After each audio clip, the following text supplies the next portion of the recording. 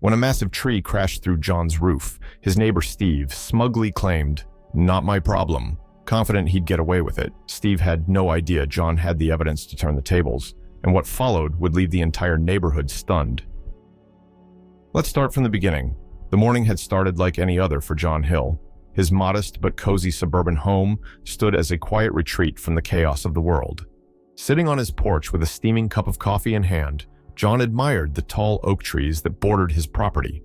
These trees had witnessed countless seasons, their branches stretching high like arms embracing the sky.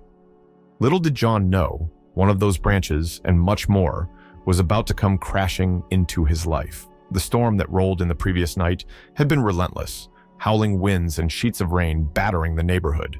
By the time John woke up, the sky had cleared and the storm seemed like a distant memory. That illusion was shattered by a deafening crash that shook his entire house. John's coffee cup clattered onto the porch as he bolted to his feet. His heart raced as he scrambled to the source of the sound. The sight that greeted him when he stepped outside was nothing short of horrifying. A massive tree had toppled over, its gnarled trunk slicing through his roof like a knife through butter. Shingles and wooden beams littered his yard, and water from last night's storm dripped steadily through the gaping hole into his living room. John's eyes darted to his neighbor's property.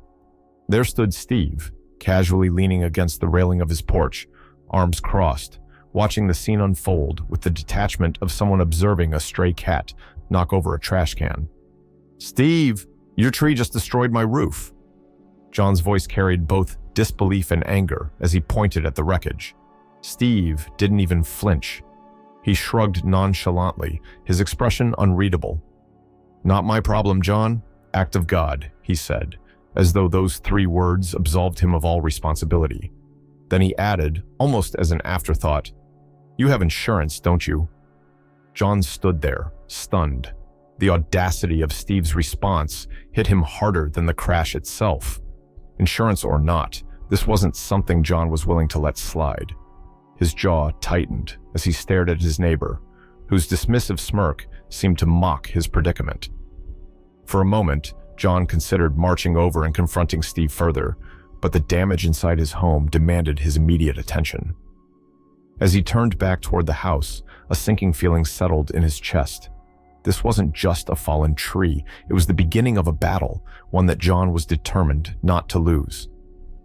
"Can you believe this?" the narrator might interject, their voice tinged with incredulity. "Your roof's in pieces, water's pouring into your home, and the guy responsible is over there acting like he's got nothing to do with it. If you've ever dealt with a neighbor like Steve, you know exactly what John's feeling right now, but trust me, things are about to get a whole lot messier." Back inside, John grabbed a tarp and some buckets, doing his best to mitigate the damage.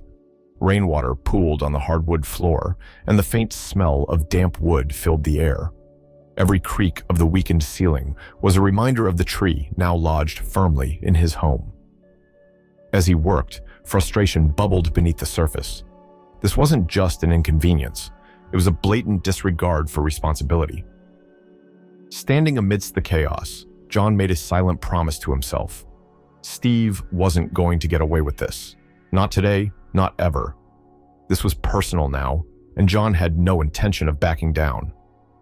The sun had barely risen, casting a warm glow across the quiet suburban street. But John Hill was already on edge. His sleepless night replaying the crash and Steve's infuriating indifference left him determined to settle this issue, once and for all. The morning air was crisp, but John's thoughts burned with frustration as he approached Steve's door. The house was eerily quiet, a stark contrast to the chaos the tree had caused. John hesitated for a moment before knocking firmly on the wooden door. It creaked open, and there was Steve, leaning against the frame, exuding an air of smug nonchalance. That smirk on his face could have rivaled the Cheshire Cat's, but for John, it was more provoking than playful. "Morning, John," Steve greeted lazily, as though this was just another routine visit. John took a deep breath, steadying himself. He reminded himself that this wasn't a shouting match. Yet. "Steve," he began, his voice measured, "I've spoken to my insurance company. They confirmed that if the tree was already damaged or unstable, the responsibility falls on the owner." He paused, locking eyes with Steve. "And we both know that tree was a hazard." For the briefest moment, Steve's confident grin flickered, but it quickly returned, more forced now, like a poorly rehearsed mask. "That tree was perfectly fine," he said, his tone dismissive. "Prove otherwise." John felt the simmering frustration threatening to boil over. "Don't push this, Steve," he warned, his voice growing firmer. "I have photos from last summer showing that tree rotting. You remember, don't you? When we all told you to trim it before something like this happened?" Steve leaned back, crossing his arms, the smirk widening, as if John's words were nothing more than background noise. "Good luck with that in court," he shot back, the arrogance in his tone almost palpable. "Really?" the narrator might interject, incredulity dripping from their voice. John's standing there, presenting cold, hard facts, and Steve just brushes it off like it's a joke. If you've ever dealt with someone this infuriating, you know exactly how John feels right now. John clenched his fists, resisting the urge to escalate the argument. He knew better than to stoop to Steve's level. Without another word, he turned on his heel and walked away, the sound of Steve's door slamming shut behind him only fueling his resolve. Back home, John stood in the living room, staring at the tarp he'd hastily thrown over the hole in his roof. Water stains were already forming on the ceiling, and the faint smell of damp wood lingered in the air. The sight was a painful reminder of what had happened, and what Steve was refusing to acknowledge. John sank into his desk chair, his mind racing. Diplomacy had failed spectacularly, but this wasn't over. If Steve wanted proof, John would gather it. If he wanted a court battle, John would be ready. This wasn't just about the roof anymore. It was about standing up for what was right. "Can you imagine being in John's shoes?" the narrator might say, their tone empathetic but firm. "Your property's damaged. You're doing everything to handle it the right way, and the person responsible doesn't even care. But here's the thing about people like Steve. They think they're untouchable, and John's about to prove them wrong." John's frustration began to harden into determination. He grabbed his laptop and opened his email, ready to dig up every shred of evidence he could find. If Steve wanted a fight, John would make sure he was prepared. This wasn't the end. It was just the beginning. John sat at his desk, the soft glow of his laptop screen illuminating his determined expression. The frustration from his conversation with Steve had settled into a sharp, unwavering resolve. If Steve thought he could get away with brushing this off, he was sorely mistaken.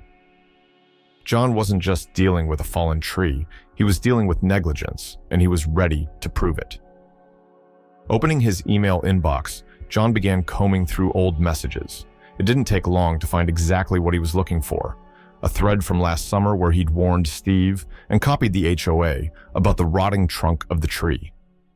Attached to one email were several photos he'd taken during a backyard barbecue, where the decay was obvious even from a distance.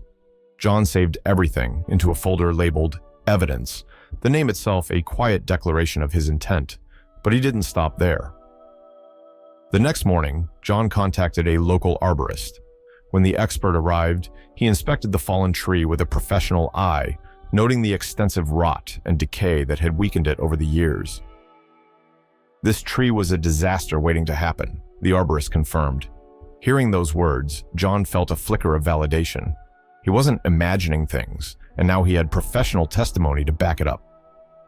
The weight of this evidence gave John a renewed sense of confidence, but Steve wasn't making it easy. Over the next few days, the neighbor ramped up his antics. Steve's truck, an old, rumbling beast, began appearing at the edge of John's property, engine idling for hours. Late at night, music blasted from Steve's porch, the heavy bass vibrating through John's walls. It was clear that Steve was trying to intimidate him, to wear him down, but John refused to react. "Can you believe this?" the narrator might chime in, their tone laced with disbelief. Instead of taking responsibility, Steve's out here acting like a villain in a bad movie. But let me tell you, John's not backing down. He's playing the long game, and Steve has no idea what's coming.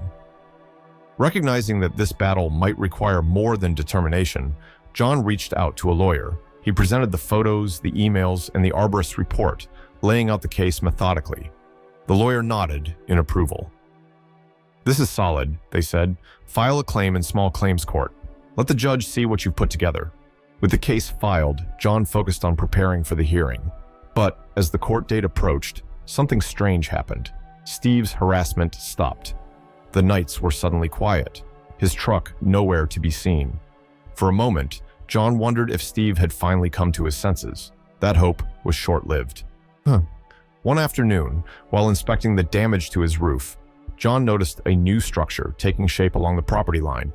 Steve was building a fence, a tall wooden barrier that extended suspiciously far onto John's land.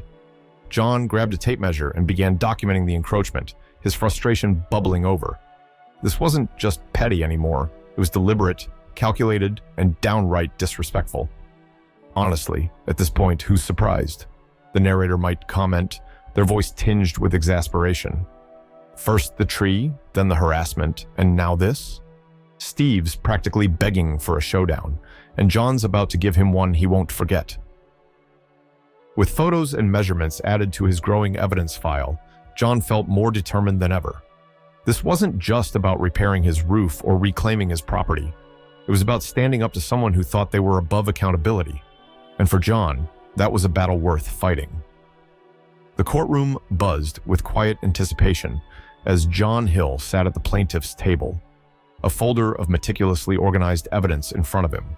Sunlight streamed through the high windows, illuminating the polished wooden benches and the stern face of the judge presiding over the room.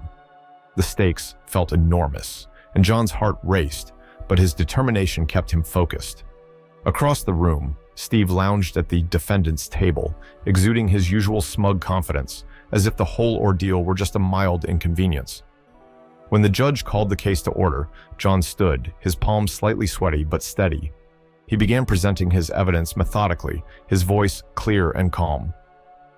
"Your Honor," he started, holding up a series of printed emails. "I raised concerns about the condition of this tree last summer. These emails were sent directly to Steve and the HOA, warning that the trunk was rotting and posed a danger." He handed the documents to the bailiff, who brought them to the judge. Then John retrieved the arborist's report, carefully detailing the expert's findings. "This is a professional evaluation of the fallen tree. It confirms that the trunk had been severely decayed for years before the storm." The judge nodded, flipping through the report, but John wasn't done. Next came the photos, taken before and after the tree fell. They were undeniable, clear evidence of the tree's extensive rot, with deep cracks running through its gnarled surface. Steve's smirk faltered slightly as the evidence piled up, but he quickly recovered when it was his turn to speak.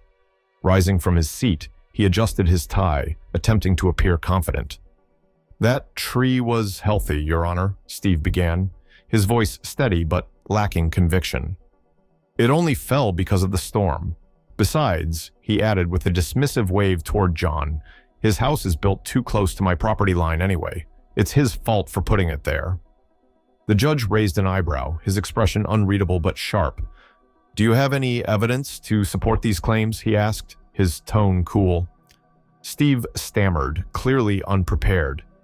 "Well, no, but—" John seized the moment, standing once again. "Your Honor, here is the professional arborist's report, confirming the tree was dead long before the storm," he said, pointing to the document. "Additionally, the emails and photos clearly show that Steve was aware of the problem and chose to do nothing." The room was silent, except for the faint rustle of paper as the judge reviewed the evidence. After a long pause, he spoke, his voice firm and decisive. "Based on the evidence presented, it is clear that the tree was in poor condition prior to the storm, and the defendant was aware of its hazardous state. I rule in favor of the plaintiff.